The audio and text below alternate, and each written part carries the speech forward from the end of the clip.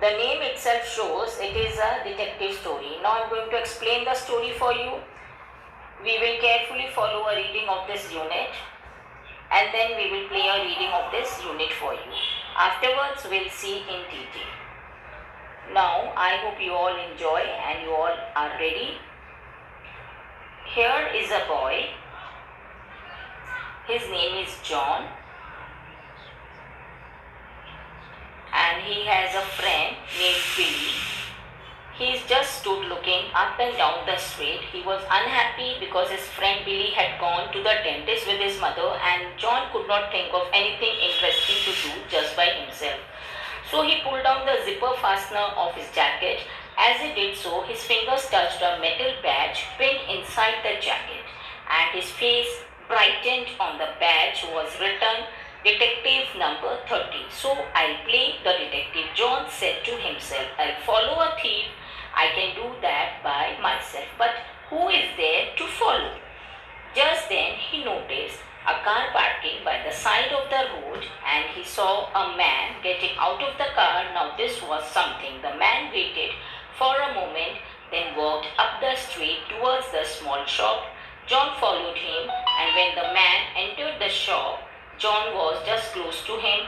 Man went to the corner of the shop where the telephone was. John bought a milk chocolate from the shop. If the man noticed him at all, he saw only a boy eating a chocolate and he did not know that the same boy was following him down the street. The man went to his parked car and did something strange. He got in, started his engine, then pulled up the handbrake and got out, leaving his engine running. Looking about, he quickly walked up to the path to Mr. Stone's big house and went around to the back of the house. John watched very carefully. He was afraid to follow the man, but he wanted to see on the street. There were some big empty boxes. John crept into one of them. Through the cracks, it was easy to see both the house and the car. He looked carefully at the license plate of the car. Suddenly, the front door of the house opened and a man came out, but it was not the same man who had gone in. That man had a smooth face with a big nose and he wore a hat. And the man coming out had grey whiskers and wore a grey cap and was carrying a suitcase. It's not the same man, John said to himself.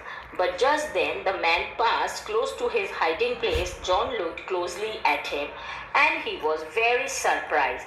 The man ran to the parked car, jumped in, released the handbrake and drove off. John came out of his box and looked after the car, eyes and mouth wide open. Just then there came a call. Hi John, it was Billy. John ran towards him. Listen Billy, I have, but Billy stopped him and said, say, John, I had ice cream, then I went to see the film Tarzan. What a beautiful film. That's the fourth time I have seen it. The boys became interested in the story of the film and John forgot his own story. The next morning at breakfast, John was trying to think of some way to ask Daddy for some money as he wanted to see the movie Tarzan. Daddy, who was reading the newspaper, as he ate his breakfast, he looked across at Mother. Some people broke into Mr. Stone's house yesterday. The family were away. A lot of silver and jewelry were taken. They seem to have carried the things away in a suitcase. Mr. Stone is offering a reward. John laid down his spoon. Would the reward be big enough for me to see Tarzan, Daddy? Don't be silly, son, answered Daddy. You don't understand. Mr. Stone is offering a reward to anyone who can help him find the gang that stole his things. Yes, I know, said John, but it wasn't a gang. It was just one man and he had a big nose and a hat when he went in, and when he came out he had grey whiskers and a cap. Look here, son, said Daddy, if you really know anything about this, tell me so. John told him about detective number 30, following the man and hiding in the box and everything. Well, said Daddy, I think I'd better call the police and tell them what you saw. Will I get the reward, Daddy? Asked John, but his father was already on the telephone. In a very short time, a car stopped in front of the house and two big policemen came into the house. John felt a little afraid of them at first, but one of them smiled, such a broad smile that John smiled back. So you are the young man who is going to help us catch this thief. Aryu asked the policeman, tell us everything you saw. So John told his story again. Now, you did notice what kind of car it was, did you? Yes, said John. It was a dark green car and it was very muddy. I also know the license number. John took out a piece of paper from his pocket. The number was written on it. B131466. Now it will be easy for us to pick up that car, said the policeman. If you find it, we shall want you to come down to the station. The policeman hurried away, and John, seeing Billy across the street, called, say Billy, do you want to go down to the police station with me? I'm going to get a reward big enough for us to go to the cinema and see Tarzan in the afternoon. Daddy drove up and called for them. The boys were a little afraid when they entered the police station.